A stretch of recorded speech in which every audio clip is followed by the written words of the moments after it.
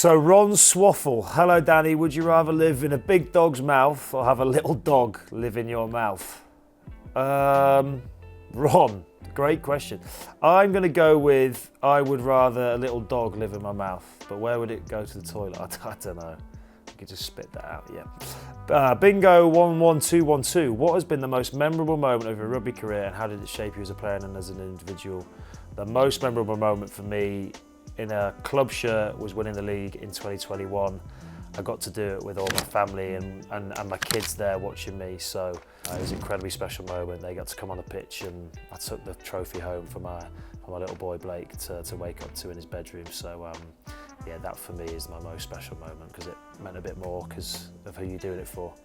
TW33B, I'd love to know who your GOAT player is as well as GOAT scrum half if they are separate. They are separate.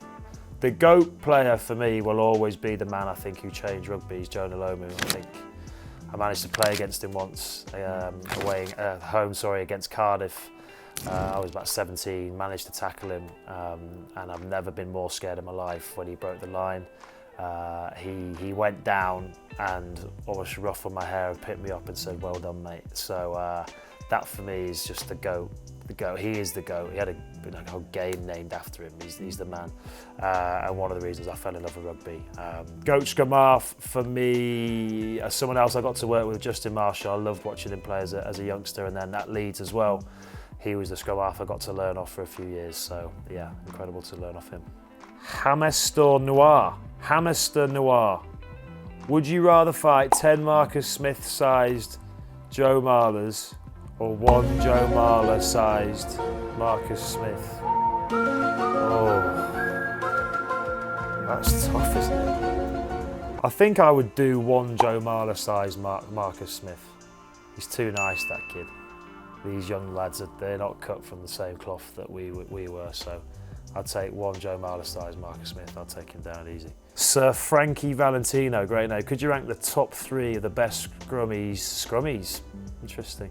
You've ever played against or with in your career and explain why they stood out. Okay, so Will Genia, without a doubt. Had some good battles against Will Genia. Massive fan of his game, the longevity he had, the way he could do everything in the game. I'd say him. I'm not going to pick any English ones because that's going to be awkward if I don't pick the new coach or Ben Youngs. So I'm going to go with Justin Marshall again. Got to play with him, learn off him every day. Loved him as a bloke as well. Loved how chilled he was, but how he manipulated defences was incredible. And then the other one, I'm going to go with someone who was brilliant for me growing up, Andy Gummersall. I got to work with him at Harlequins, and he spent so much time with me on the training field, just working on my passing and my kicking game. So, yeah, Andy Gummersall is the other one.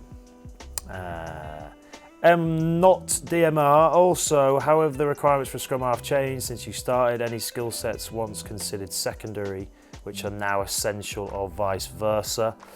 I think the emphasis on a scrum half's kicking game has gone massively through the roof over the past sort of 5, 6, 7 years. At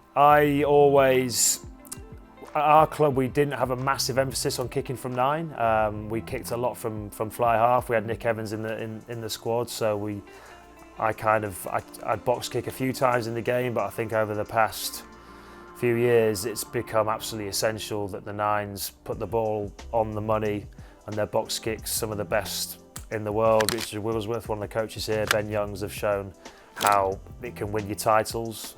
Wiggy with Saracens and Ben with Leicester. So it's a massive part of the game. I think 9s have to really take control of that. There's no point passing the ball back 15 metres for a 10 to kick it.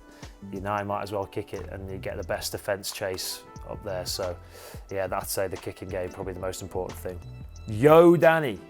Yeah, I am down with the kids still. What's the deal with teams not going for drop goals anymore? Jim Joe, I hear you. I try. I like to think drop goals is a cool thing to do. I don't think it's kind of probably gone out of fashion a little bit. I don't know why. Maybe people think They need to score more points these days because the attack's on the front foot. So rather than go for 3, you risk it and keep hold of the ball and try and go for 7. I like a drop goal, mate, if I'm honest. So I'd like to see that bring back. And I reckon I'd hazard a guess that the World Cup you'll probably see a few more, because when it really matters the most, I think you'll see a few drop goals. TW33B, Tweeb. What would you say is the biggest thing or biggest couple of things a coach can do for you as an individual or for a squad to ensure your success? I've been very fortunate to work with some incredible coaches. I feel the best thing a coach can be is honest. I think as players, all you want is honesty of things you can do better, things you're doing well, things you can improve on. If you've got that, you can go and work on that. And the biggest thing I've found from coaches is when they empower you to be yourself and do your thing on the pitch. The coaches can't play the game for you, so the best ones to me are the ones that put the trust in you and the faith in you to go out there and execute, and it's on you to do it. So yeah, that'll be my 2 things. Danny Boy, great name. Danny Boy 2464. What stadium club had the most intimidating atmosphere, reputation for you in the build-up and during the game? I think there's some great stadiums in England. Some of the most historic ones, Leicester, Gloucester. You go to the Shed. I love it. They boo you every time, but then they clap you off. I think they're proper rugby fans. It's brilliant to go and play there. Great when you win, and you can quiet down the Shed. So there's just 2 of the amazing ones I think we've got over here in England. A Saiko Vibe. Hardest player you've tried to tackle. Most of them are hard because they're all way bigger than me. Again, go back to the Jonah Lomu one. That was amazing to be able to tackle him, to say I've tackled him. It doesn't really class as a tackle because he just fell over at the end, but I think someone playing these days, one of the best people I don't think I ever tackled was Jason Robinson. I remember playing away at Sale at the old Edgeley Park Stadium, him breaking through, doing his feet.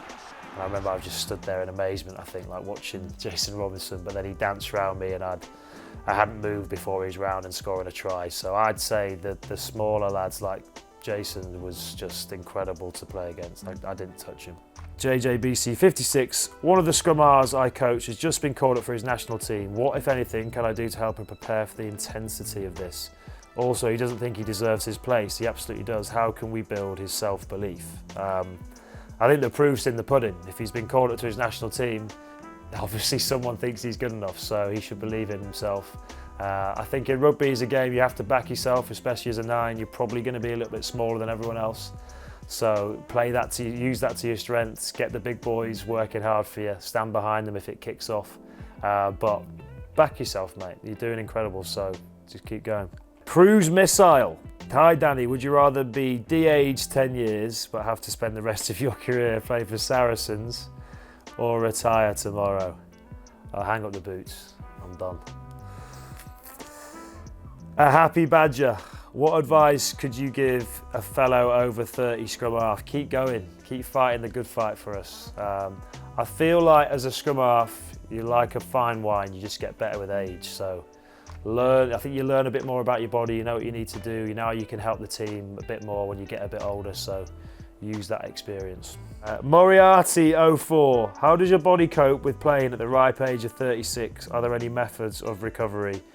So I know more about my body now. I feel like I know what I need to do to get my body right for the weekend. I know what I need to do in the week to prepare. I have to take more time in warming up, something I was chatting to Steve Borthwick about, which you never think you'll do that as a 20-year-old. You run out, you kick a football around and you go into training, whereas now I have to properly warm up like an old man. But once I get going, I'm flying. Hi Danny, this is from Hackney Cricket.